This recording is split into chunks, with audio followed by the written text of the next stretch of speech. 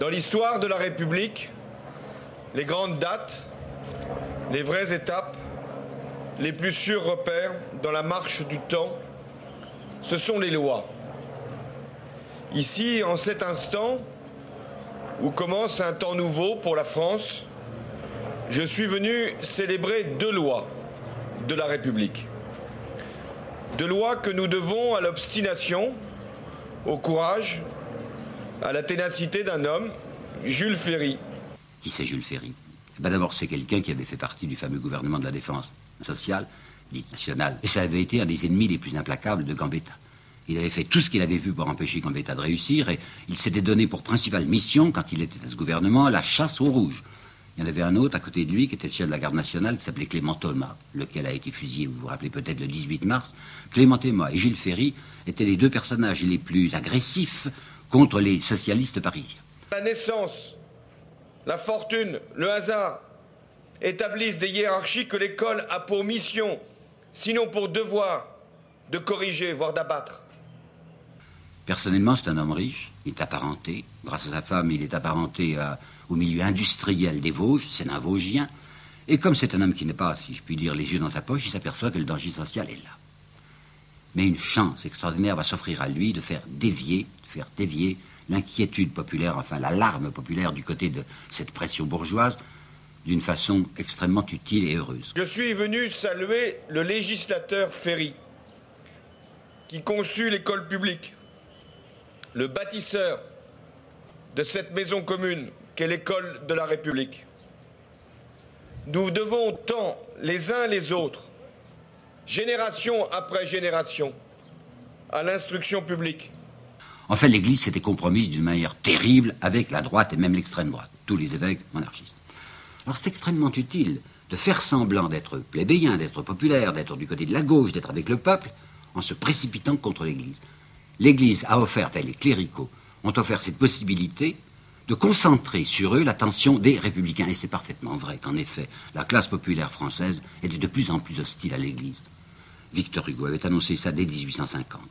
Il y avait eu un discours trop peu connu de Victor Hugo contre la loi Fallou, où il avait dit, c'était je crois le 15 janvier 1850, s'était adressé aux cléricaux, qui distinguaient des catholiques. Et il avait dit, ne parlez donc pas de l'Église en disant qu'elle est votre mère, car vous voulez en faire votre servante. Vous êtes les parasites de l'Église, vous êtes la maladie de l'Église. Vous vous faites si peu aimer, que vous finirez par la faire haïr. Ben, ils avaient réussi, les cléricaux, et l'Église était haïe. Alors c'est excellent. Du moment que dans la classe ouvrière on déteste les curés, Ferry est là à se frotter les mains, en disant comme il y a une inquiétude sociale maintenant, on ne va pas parler de problèmes sociaux, pas de problèmes économiques, ça c'est défendu, mais on va parler de défense républicaine contre le cléricalisme. Et je reconnais qu'effectivement le cléricalisme était un danger. Alors qu'est-ce qu'il va faire? Il va se jeter contre les jésuites. Il était ministre de Waddington. Waddington, c'était un homme du centre-gauche, bien entendu, qui avait pris le pouvoir en 79. Waddington avait pris Ferry comme ministre de l'Instruction publique et des cultes, puisqu'à ce moment-là, il y avait le Concordat. Et Ferry va décider l'expulsion des jésuites. C'est ce qu'on appellera l'article 7 de la loi de 1879. Cet article 7, ça a été effrayant. Vous savez. La droite était d'ailleurs extrêmement contente de ce qui se passait, parce que du moment qu'on ne parlait pas des questions d'argent qui dévorait le capital, mais qu'on parlait des questions religieuses, ça leur permettait de transférer, enfin de travestir, si vous voulez, en ferveur religieuse, leurs inquiétudes financières. Alors ils étaient extrêmement contents de voir que tout le problème se bornait à une question de jésuites à chasser ou à ne pas chasser, et ils étaient les plus énergiques défenseurs de ce qu'ils appelaient avec une majuscule la foi. Alors une énorme agitation s'était développée en France autour de l'expulsion des jésuites. On avait vu en Vendée des curés qui montaient à cheval pour organiser des équipes de paysans qui devaient s'interposer devant la troupe. En réalité, tout ça a donné surtout des scènes tragicomiques. Comiques parce que c'était pas si grave, et tragiques parce qu'il y avait des braves gens qui prenaient ça terriblement au sérieux, des officiers par exemple qui ont brisé leur carrière, des magistrats qui ont démissionné, qui ont perdu leur situation pour ne pas appliquer l'article 7. La presse de droite poussait des cris épouvantables. On appelait Ferry communément soit Satan, soit le démon, soit l'antéchrist, soit Néron ou Dioclétien, comme vous voudrez. En fait, c'était une agitation factice. Parce qu'on avait déjà connu en France des histoires contre les jésuites. Le roi Louis XV lui-même avait expulsé les jésuites. Et en 1827, le roi Charles X, si pieux qui avait des visions de la Sainte Vierge, ben, il avait tout de même accepté, avec Martignac, déjà d'interdire l'enseignement aux jésuites. Et même, je crois me rappeler que le pape, en 1774, avait décidé la dispersion des jésuites. En réalité, tout ça était, comme je vous le dis, extrêmement factice. Ça n'allait pas loin et Ferry lui-même avait l'intention de ne pas pousser très loin l'opération. Le seul mort, figurez-vous, le seul mort de toute cette agitation, voilà dans quelles conditions ça s'est produit. 2 étudiants très inconvenants de Paris s'étaient jetés sur un jésuite qui traversait un pont à Paris. Et ils l'avaient jeté à la Seine. C'était très vilain. Alors ces types, après avoir jeté le jésuite, ont eu honte, et un des 2 étudiants a plongé pour sauver le jésuite. Il l'a sauvé en effet, seulement lui il est mort. Par conséquent, le seul mort a été l'étudiant qui, après avoir jeté un jésuite dans la Seine, était mort en essayant de sauver. L'histoire de l'article 7, malgré le bruit qu'elle avait causé, n'était pas la grande pensée de Ferry. La grande pensée de Ferry, c'était ses lois scolaires. Beaucoup ne pouvaient pas parvenir à l'excellence, ne connaissaient pas le bonheur du savoir, ne jouissaient pas de l'accès gratuit à l'école. Et encore aujourd'hui, je sais qu'il ne faut pas blaguer sur Ferry et qu'il y a des gens qui vous disent, oui, tout de même, c'est Ferry qui a établi les fameuses lois scolaires en France, c'est-à-dire, pour l'enseignement primaire, la gratuité, l'obligation et la laïcité de l'enseignement. Et je reconnais que c'est un travail sérieux. Il fallait lutter contre l'analphabétisme, qui était encore très répandu en France. Je ne dis pas qu'il était à 75%, mais il était bien à 40% au moins. Et bien, grâce maintenant aux instituteurs et à ces lois scolaires de Ferry, il n'y va plus, ou presque plus, y avoir d'analphabétisme. En 1900, par exemple, lorsque les soldats arrivent à la caserne et qu'on fait le pointage de ceux qui ne savent ni lire ni écrire, il n'y en a plus que 2%. Là, beau travail. D'autre part, il était indispensable que Ferry fît la laïcité. Savez-vous qu'à ce moment-là encore, les instituteurs étaient obligés de faire réciter aux enfants leurs prières, même aux enfants qui n'étaient pas catholiques. Ben, père et mère avaient beau protester, les enfants devaient réciter leurs prières et l'instituteur avait obligation de vérifier que les enfants allassent bien à la messe le dimanche. C'était évidemment intolérable. Alors il est très naturel et très noble que Ferry ait fait ce qu'il a fait. Mais ce qu'il faut bien comprendre, c'est l'arrière-pensée qu'il poursuivait, Ferry. Et ça, presque jamais on ne le dit. C'est pour ça que je tiens beaucoup à vous l'expliquer. Ferry est un homme intelligent. Il se rend compte qu'il y a des dangers sociaux qui grandissent. En 1880, on avait laissé revenir les communards. L'amnistie avait été d'abord partielle, puis en juillet 1880, c'est une amnistie totale. On va voir revenir des gens qui arrivent de Nouméa, de la Nouvelle-Calédonie, en fait des tas d'exilés, parmi lesquels il y a des types très dangereux comme Jules Vallès. Jules Vallès qui va se mettre à attaquer très violemment Gambetta, parce que Gambetta a osé dire « il n'y a pas de question sociale ». À quoi Vallès va répondre « comment il n'y a pas de question sociale ? Il n'y en a pas d'autre ». On avait vu d'autre part des signes dramatiques. On avait vu Blanqui, vous savez, l'enfermé Blanqui, enfin le révolutionnaire Le Rouge, qui avait été élu dans une élection partielle à Lyon. Et on avait vu Gambetta lui-même, qui, dans sa circonscription de Belleville, s'était trouvé aux prises avec une partie de ses électeurs. Il les avait appelés ilotes ivres. Il avait dit « je saurai vous retrouver jusqu'au fond de leur repère ». Enfin, vous voyez que ça allait assez mal du point de vue social. Alors Ferry est un homme qui réfléchit et qui va essayer de refaire ce qui s'était produit en France en 1850. 1850, c'était le lendemain des journées de juin 48. Vous savez, c'était la première leçon donnée au prolétariat. On avait tiré à coups de canon sur les maisons ouvrières et Cavaignac s'était couvert de sang et de gloire dans cette répression. Et bien, au lendemain des événements de 1848, un homme intelligent qui s'appelait M. de Falloux avait dit « pour le présent, ça va, hein, la classe ouvrière est matée, elle ne bougera plus. Mais quand on est sage, il faut penser à l'avenir. L'avenir, c'est l'instruction, c'est la jeunesse. Hein. Alors il avait fait la loi, dite la loi Falloux, donc vous savez ce qu'elle était, j'en ai parlé la dernière fois, c'était une loi qui mettait tout l'enseignement primaire et secondaire entre les mains et sous le contrôle de l'Église. Et ce que l'on demandait à l'Église, naturellement, c'est avant tout de faire bien son travail. Et son travail, c'est d'apprendre la résignation aux démunis. De leur dire, vous savez quelle chance vous avez, ah, vous n'êtes pas très heureux sur la terre, mais alors, de l'autre côté, hein, quelle prodigieuse récompense. Et ça avait marché pendant un certain nombre d'années. Malheureusement, entre 1850 et maintenant 1880, où nous sommes avec Ferry, l'évolution s'est faite, les gens y croient de moins en moins, l'audience du curé est minime, l'histoire du paradis, ça ne marche plus sur beaucoup de gens, il faut trouver quelque chose d'autre. Alors Ferry va substituer l'instituteur au curé. Jules Ferry soulignait la nécessité d'une bonne formation pour ceux qui sont appelés à dispenser l'enseignement. Le curé restera, il lui donnera la permission de faire son enseignement, même les enfants auront obligation d'avoir leur congé le jeudi matin pour suivre les leçons de catéchisme. On ne persécutera pas l'Église, mais les instituteurs recevront des ordres très précis sur ce qu'ils ont à apprendre aux enfants. Alors ce que je vais vous dire a l'air d'un paradoxe invraisemblable, et je suis sûr que c'est vrai. Ferry, son vrai nom, c'est le Falloux laïque. Et pour vous apporter la preuve de ce que je vous dis, ce que Ferry entend exiger des instituteurs, je vais vous apporter 2 petites citations. Voici une qui est tirée d'une petites histoires au pluriel, pour apprendre la vie, qui est un manuel qui est répandu dans toutes les écoles primaires et qu'on doit faire apprendre aux enfants. Il est signé Pierre Laloy, c'est un pseudonyme. En réalité, c'est Ernest Lavis, qui fera une grande carrière d'historien, qui finira couvert de prébendes et académiciens. Et il met en scène là un vieux savetier. Il s'adresse à son petit-fils, je crois, un jeunot, qui est tenté par le socialisme. Et il lui dit, ce qu'il faut surtout recommander à l'ouvrier, c'est l'ordre, c'est l'économie. Par là, on s'élève. Ah, pas tout d'un coup, bien entendu. Mon père n'avait rien, j'ai quelque chose. Mes enfants, s'ils font comme moi, doubleront l'argent que je leur laisserai. Et mes petits-enfants seront des messieurs. C'est ainsi qu'on s'élève dans la société. Vous avez compris le jeu, hein? Autrefois, on leur disait paradis à la fin de vos jours. Maintenant, on leur dit si vous êtes bien sage et bien docile et bien obéissant, eh bien, vous accéderez à cet autre paradis un peu plus concret qu'est le paradis bourgeois.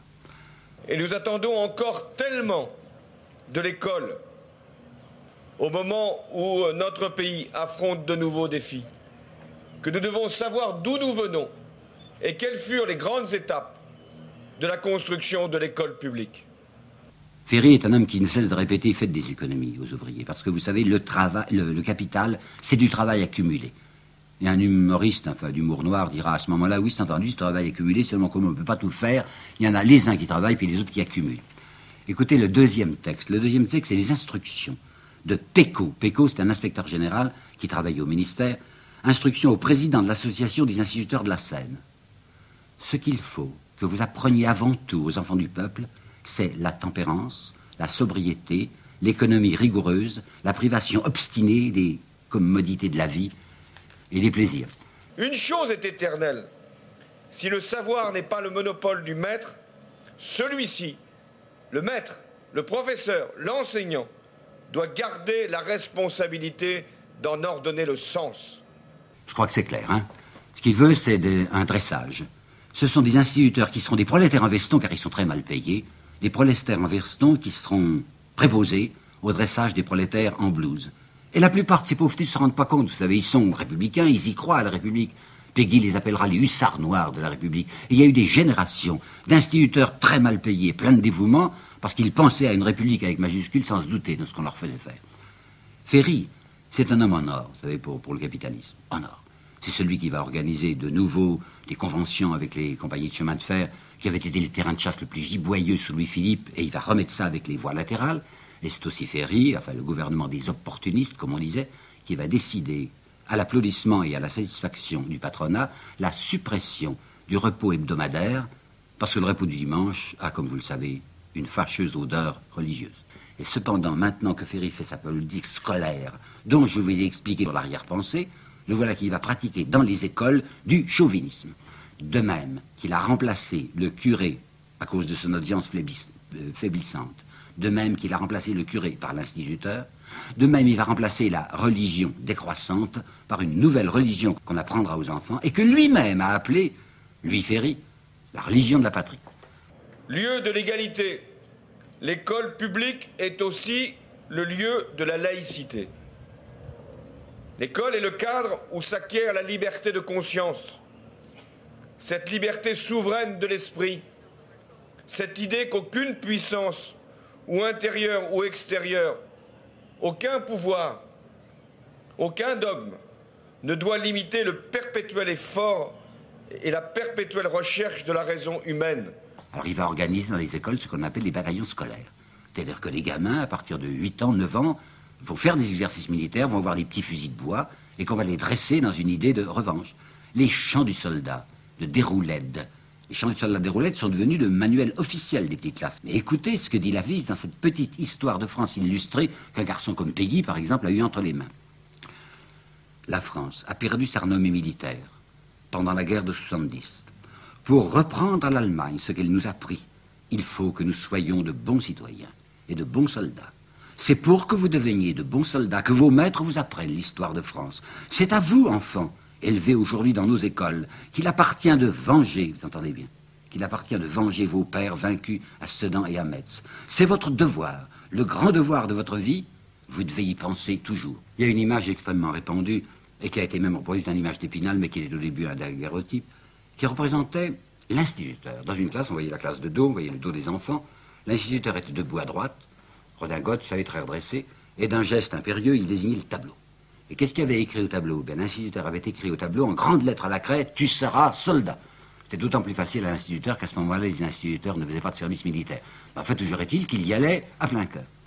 Le même Ferry, qui voulait que les enfants soient élevés dans ce culte de la revanche, dans ce qu'il appelait lui-même, je vous le répète, la religion de la patrie, ce même Ferry était quelqu'un qui voulait surtout n'avoir pas de problème avec l'Allemagne, qu'on s'entende en douce. Hein. On tournera les esprits des enfants du côté de la fameuse ligne bleue des Vosges pour les empêcher de penser à autre chose, c'est-à-dire à la condition réelle de leur famille et à l'iniquité sociale, mais en fait, la politique de Ferry, la politique étrangère de Ferry, est une politique d'entente, et je ne le blâme certainement pas, je ne l'en blâme pas, une politique d'entente avec l'Allemagne. Gambetta lui-même, dont je vous ai dit à quel point il avait évolué, Gambetta qui est devenu l'ami de Thiers, Gambetta qui avait été l'homme de la résistance, disait maintenant à la question d'Alsace-Lorraine, hein, pensons-y toujours, mais n'en parlons jamais. Et Ferry avait besoin d'un appui allemand pour une des choses les plus capitales de sa politique, à savoir cette politique coloniale dont j'ai maintenant à vous parler. Tout exemple connaît des limites. Toute grandeur a ses faiblesses. Et tout homme est faillible. Et en saluant aujourd'hui la mémoire de Jules Ferry, qui fut un grand ministre de l'instruction publique, je n'ignore rien de ses égarements politiques. Sa défense de la colonisation fut une faute morale et politique. Elle doit, à ce titre, être condamnée. Qu'est-ce qu'avait été autrefois le colonialisme, jusque vers les années 1880-83 ? Ça avait été avec l'Algérie, tentative de peuplement, une colonie de peuplement, mais ça avait été surtout des entreprises de prestige national et aussi des entreprises nécessaires à la marine française pour avoir ses bases. Il fallait une base à Dakar, il fallait une base en Indochine, en Cochinchine. C'est pourquoi on avait vu l'Empire lui-même faire une petite guerre entre 1859 et 1862 pour un établissement français en Cochinchine. Tandis qu'avec Ferry, je vous assure que tout va changer. Il faut se rendre compte des avantages extraordinaires que Ferry a apportés à la classe possédante. On pourrait dire que c'est un des bienfaiteurs les plus considérables des classes dirigeantes. Ferry, vous rappelez déjà ce qu'il a fait avec ses lois scolaires, et je vous ai indiqué l'arrière-pensée des lois scolaires. Je me permets de rappeler le mot que je vous ai dit et qui est assez important. Il avait voulu substituer l'instituteur au curé, mais l'instituteur était chargé de la même mission que le curé précédemment, à savoir expliquer le devoir de résignation aux classes populaires. J'ai très rapidement parlé aussi, et je voudrais vous en dire un mot tout de même, de ce qu'il avait fait au profit des compagnies de chemin de fer. J'avais dit dans un précédent entretien à quel point, sous Louis-Philippe, dans la monarchie de Juillet, les affaires de chemin de fer étaient les affaires les plus giboyeuses pour la classe possédante. Déjà, on avait fait pas mal de résultats magnifiques sous Louis-Philippe, mais il y avait des voies latérales à construire maintenant. Et c'est Jules Ferry qui va donner des avantages considérables à ces compagnies en leur accordant en 83 de nouvelles conventions, des conventions que signe l'État au sujet de ces lignes latérales et avec garantie de dividendes. Ça veut dire quoi, garantie de dividendes? Ça veut dire qu'on sait très bien que ces voies latérales ne sont guère rentables. Il n'y aura pas beaucoup d'exploitation possible, mais il y aura une exploitation de la clientèle, une exploitation du contribuable, puisque c'est l'État qui va s'engager, quelle que soit la rentabilité des voies, à assurer tel chiffre de dividendes aux actionnaires. Avouez que c'est une opération formidable, naturellement, au détriment de la collectivité, c'est-à-dire que c'était l'argent de l'État qui s'avancera là-dedans. Mais regardons bien ce qu'il va faire du point de vue colonial. Et là, je voudrais appeler votre attention sur un texte de lui trop peu connu, qui est un très grand discours qu'il a prononcé le 28 juillet 1885. Ferry a été renversé, je vous l'ai dit, 2 fois sur les questions coloniales. Première fois sur la question de la Tunisie, seconde fois sur la question de l'Indochine. Et il va se justifier, ce 28 juillet, en expliquant à ceux qui ne veulent pas encore comprendre l'intérêt de ce qu'il leur propose. Et il dit: les colonies sont pour les pays riches un placement de capitaux des plus avantageux. Il va même recourir à une citation anglaise, enfin de l'économiste Stuart Mill, une des meilleures affaires auxquelles les pays riches, puissent se livrer. La question coloniale, déclare Ferry, c'est d'abord la question même des débouchés. La politique coloniale est fille de la politique industrielle. L'Europe peut être considérée comme une maison de commerce qui voit décroître son chiffre d'affaires, car la consommation européenne est saturée. Il faut faire surgir de nouvelles couches de consommateurs. Et la phrase qui suit est bien importante: la paix sociale est une question de débouchés. Là, il faut que je vous dise que quelqu'un avait parlé du colonialisme en termes sociaux, c'était Renan. Renan, c'est un ami de Jules Ferry, et Renan, en 1871, lorsqu'il avait écrit sa réforme intellectuelle et morale, peu de temps après la Commune, il avait publié ça à l'automne 71, avait écrit la petite phrase que voici, qui est à l'intérieur du texte, il ne l'a pas enrobée, mais elle est là. Un pays qui ne colonise pas est infailliblement voué au socialisme. Vous pensez que Ferry, qui est épouvanté par l'idée socialiste, avait retenu cette injonction. Les années qui viennent doivent être celles d'une nouvelle hiérarchie de valeurs, au sommet de laquelle se situera la science, l'intelligence, la recherche, la volonté d'apprendre et de transmettre. Voilà les vertus qui seront les mieux reconnues et les plus respectées, bien davantage que l'argent. Alors là, il parle de paix sociale qui est question de déboucher, il explique qu'il faut de nouvelles couches de consommateurs, il n'ose pas trop en dire, bien que des joies y soient suffisamment dénudées au point d'être, à mon avis, presque obscènes. Mais qu'est-ce que ça veut dire, ça? Ça veut dire que si on va dans les colonies, futures colonies, on aura des consommateurs forcés. Parce qu'on va envoyer des soldats. Les soldats obligeront les indigènes de là-bas à acheter ce qu'on leur enverra de France. En particulier les cotonnates, ça intéresse beaucoup Ferry parce qu'il est lié par sa femme au milieu des cotonniers de Vosges. En plus, ces peuples lointains, ces peuples sous-développés, ces peuples qui sont sans défense, ces peuples qui n'ont pas de canons et qui n'ont pas d'artillerie, ils ont des sols quelquefois très intéressants et des sous-sols encore plus intéressants. Songez aux forêts de l'Afrique équatoriale. Songez aux plantations d'EVA qu'ils peuvent avoir en Indochine. Il y a les arbres à caoutchouc. Alors ces forêts-là, ça peut rapporter. Puis il y a le sous-sol, c'est-à-dire des mines. Quand on parlera du Maroc, on vous dira tout de suite, il y a des mines de phosphate. Quand on va vous parler du Tonkin, on dira il y a des mines de fer et il y a des mines de charbon. Alors écoutez bien la suite. Fini, dit-il, fini l'époque des annexions modestes et à petits coups. Désormais, ce sont des continents que l'on annexe. C'est l'immensité que l'on se partage. La diplomatie trace aujourd'hui avec une activité fiévreuse ce qu'elle appelle la délimitation mondiale des sphères d'intérêt respectifs. Certes, depuis Jules Ferry, tant de choses ont changé. La société n'est plus la même. Les conditions de l'enseignement non plus. Mais les principes, eux, demeurent. Voilà ce qu'il dit à la Chambre. Il y a un certain nombre de députés qui prêtent l'oreille, qui réfléchissent, qui se disent « Mais oui, on n'a pas vu jusqu'à présent l'intérêt de ce qu'il nous offre. » Mais comme c'est un discours qui déborde la Chambre, bien sûr, qui va être imprimé, que tous les Français vont lire, il faut tout de même un petit vocabulaire séduisant. Alors on va voir apparaître ceci. Ce que j'ai dit là comporte, déclarait-il, les idées de civilisation de la plus haute portée. Il faut le dire ouvertement. Les races supérieures ont un droit vis-à-vis des races inférieures. Que dis-je? Un droit. Les races supérieures ont le devoir de civiliser les races inférieures. Or, il n'y a pas de doute, naturellement. Race supérieure, c'est la race blanche, race inférieure, celles qui n'ont pas la peau blanche. Égalité, mixité sociale, laïcité, apprentissage de la citoyenneté, tels sont les principes contenus dans les lois dites Ferry et qui demeurent les grandes lois de la République. Du reste, Ferry est dans la bonne ligne, puisque M. Michelet, à la fin de sa vie, dans son histoire du XIXe siècle que la mort l'a empêché de terminer, avait écrit carrément ce qui suit: être nègre n'est pas une race, c'est une maladie. Eh bien, dans la bonne ligne que je viens de vous définir, qu'est-ce qu'ils vont faire? Première réalisation, la Tunisie. Et naturellement, au départ, une affaire d'un groupe bancaire, d'un groupe financier. Il y avait un groupe financier qui s'intéressait en Algérie à la ligne Beaune-Guelma. Il voulait poursuivre la ligne Beaune-Guelma jusqu'à Tunis, mais Tunis, c'est le Bey tout de même qui dirige là. Alors il faut s'arranger avec le Bey. Heureusement que l'on a un ami auprès du Bey, un ami qu'on a acheté tout de suite, c'est un premier ministre concussionnaire qui s'appelle Mustapha Ben Ismaïl et qui, se servant lui-même, fait adresser par la compagnie un petit cadeau de 900 000 francs, presque 1 million, c'est quelque chose, hein, au Bey. Contre quoi? En échange de quoi? Le Bey signera pour la compagnie française une concession d'un territoire qui équivalait à peu près à 30 millions à l'époque et qui bientôt vaudra 80 millions. Combien ça a coûté à la compagnie? 1 700 000 francs. Par conséquent, pour moins de 2 millions, voilà ces gens qui acquièrent un territoire considérable de bientôt 80 millions. Alors, il faut un prétexte pour envahir militairement la Tunisie. C'est à ce moment-là qu'on va parler des Kroumirs. Kroumirs, c'est un mot oublié aujourd'hui, mais je vous jure qu'en 82-83, on en parlait. C'était des indigènes du nord de la Tunisie qui, parfois, faisaient en effet des incursions en Algérie.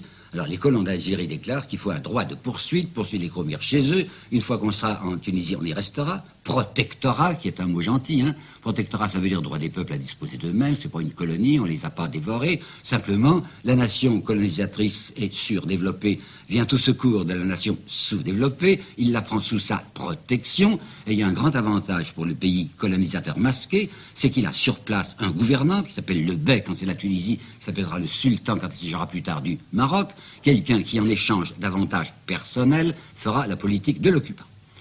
Puis Ferry se tourne du côté de Madagascar. Madagascar, c'est les colons de la Réunion, je crois, qui ont appelé son attention sur ces nouveaux marchés de consommateurs possibles à Madagascar. Alors on commence par occuper le port de Majunga, qui est sur la côte occidentale, ça sera un port de guerre, on descend sur Tananarive, il y a tout de même quelqu'un qui gouverne à Tananarive. Ah, c'est une petite fille de rien du tout, elle s'appelle la reine Ranavalo, elle a 23 ans, alors on la dominera facilement. Alors on lui impose un premier traité où il n'y a pas encore le mot de protectorat, amitié de la France, un peu de suggestion. Les Ova, les Malgaches, n'acceptent pas ça. D'où un soulèvement. D'où ce que Ferry va déclarer à la Chambre le 28 mars 84. Ma détermination est absolue de ne reculer devant aucun moyen pour réduire ces rebelles. Qu'est-ce que c'est que ces rebelles? Mais c'est des gens qui trouvent désagréable de voir arriver des gens qui veulent leur apporter de force ce qu'ils appellent, eux, la civilisation. Si bien qu'en décembre 85, on arrive à ce que l'on souhaitait, un premier protectorat, une première domination, qui n'est pas encore l'annexion, mais le petit reine Ranavalo promet d'être très gentil à l'égard des Français. Il aurait fallu maintenant occuper réellement le pays. C'est grand, Madagascar, et le corps expéditionnaire était très faible. Alors on voudrait s'employer à envoyer des soldats qui occuperont le pays, mais voilà que la pensée de Ferry est occupée ailleurs, il a de grosses difficultés dans un endroit qui l'intéresse beaucoup, et ce nouvel endroit, c'est l'Indochine. Déjà, depuis un certain temps, les Français étaient intéressés à l'Indochine, puisque sous le gouvernement impérial lui-même, je vous l'avais rappelé, il y avait une petite guerre entre 59 et 62, avec un certain nombre de premiers établissements français en Cochinchine. Mais la Cochinchine, c'est l'extrême sud. Alors on voulait remonter maintenant du côté du nord, parce que le nord, c'est le Tonkin, et que le Tonkin est une région extrêmement intéressante avec ses mines. Il faut savoir qu'en 1875, une banque avait été créée, naturellement française, une banque d'Indochine, avec un privilège exorbitant, puisqu'elle avait créé une monnaie de papier à cours forcé. Ben, les actionnaires de la Banque d'Indochine regardaient avec une sympathie croissante du côté de ce Tonkin en se disant « Tonkin est frontalier par rapport à la Chine. La Chine, l'empereur de Chine, a même théoriquement un droit de suzeraineté sur le Tonkin. Ça va nous amener des complications avec la Chine. Pas dangereux, intéressant au contraire, étant donné que la Chine c'est un géant qui dort, c'était l'expression qu'on employait, absolument incapable de se défendre. Par conséquent, on va pouvoir régler son compte aux Chinois aussi et avancer plus exactement dans la très riche vallée du Yunnan. Il fallait un prétexte encore là. Ben, vous vous rappelez qu'au moment de l'affaire de Tunisie, on avait trouvé le prétexte des Kroumirs. Ces Kroumirs, c'était des agités en effet, enfin des gens qui défendaient leur territoire, et dont on avait dit il faut absolument réduire les Kroumirs parce qu'ils gênent nos colons d'Algérie. Eh ben, les Kroumirs d'Indochine s'appelleront les pavillons noirs. Pavillons noirs, c'est des gens qui se défendent quand ils voient arriver les Français, et on va dire, ce sont d'épouvantables pirates qui débordent de la Chine et qui viennent nous ennuyer, nous, dans notre pénétration pacifique, Dieu le sait, du Tonkin. Alors, en effet, il va y avoir une guerre avec la Chine. On va d'abord avancer dans la direction de la Chine, il y a l'amiral Courbet qui va bloquer les côtes, on va faire un bombardement de Hue. Toujours, cet amiral Courbet, qui vraiment rend des plus grands services, va organiser un blocus de la Chine après un bombardement de Fuchiu. Fuchiu, c'est pas en Indochine, hein, c'est en Chine. Et on va même organiser le blocus du riz. L'idée qu'a eu Jules Ferry et l'idée de l'amiral Courbet, c'est d'essayer de les prendre par la famine. Comme ils se nourrissent de riz, qu'ils ne produisent pas du riz en quantité suffisante, qu'il en arrive d'ailleurs, eh bien on va les empêcher de recevoir leur riz. Je crois que lorsque nous pensons aujourd'hui au problème de l'Occident et de la Chine, il ne faut pas oublier ce qui s'est passé à ce moment-là. L'Occident et la France en particulier essayant d'affamer cette Chine. Cette politique coloniale de Ferry comportait évidemment des complications. Des complications extérieures et des complications intérieures. Complications extérieures. Je voudrais employer là une comparaison que vous me pardonnerez, elle est peut-être un peu indécente.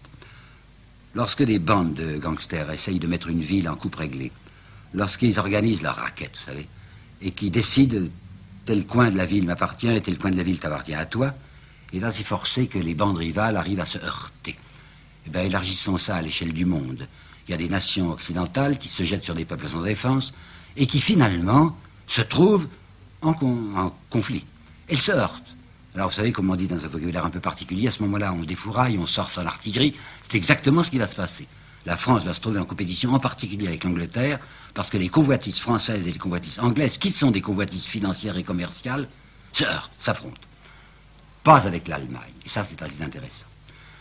Je vous l'ai dit, Bismarck ne veut pas avoir de difficultés avec la France, il a trop à faire avec ses problèmes intérieurs. Il n'a pas encore découvert, les Allemands n'ont pas encore découvert à ce moment-là, en 84-85, les avantages de la colonisation, et Bismarck sera d'une complaisance incroyable à l'égard de la France. Voici des textes de lui, au comte de Courcelles, qui est l'ambassadeur de France à Berlin. Nous sommes prêts à vous donner satisfaction, afin de vous détourner de souvenirs pénibles à la Lorraine. Hein. Tout ce que vous pourrez prendre dans le monde, nous sommes d'accord, parce que ça vous fera oublier ce qui nous est arrivé malheureusement tous les deux.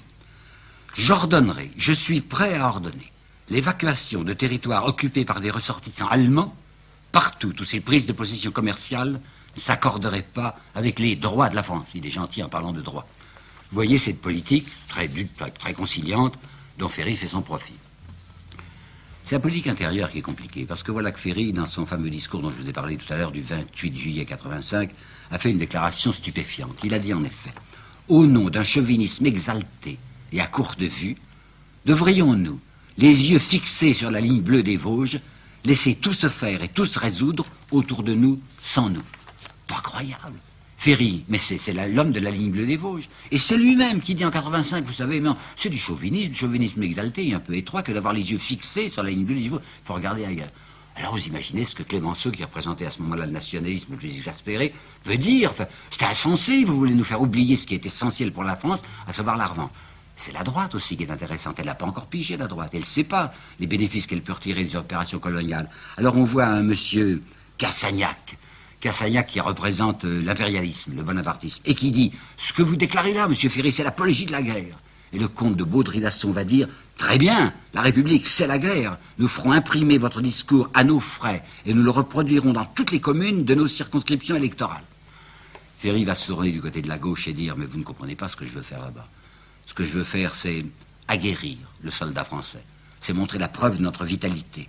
Une démocratie qui ne veut plus se battre, quel désastre et quelle affliction, dit-il. » À ce moment-là, Vallès, qui a repris la direction de son cri du peuple, va faire une certaine réponse qu'on connaît peu et qui est intéressante. Aguerrir nos troupes, dit-il, ça veut dire quoi? Ça veut dire qu'on va les envoyer tuer du jaune pour les exercer à tuer du blanc, et qu'après avoir tué sans peur des coulis, il viendra tuer maintenant nos ouvriers. Et comme il ne veut pas se faire poursuivre pour cause d'excitation à l'insoumission, Vallès va conclure son édicte en disant « Vas-y, jeune soldat, tu te feras payer du chien au riz dans les bateaux de fleurs, et tu reviendras avec la peste dans le sang. »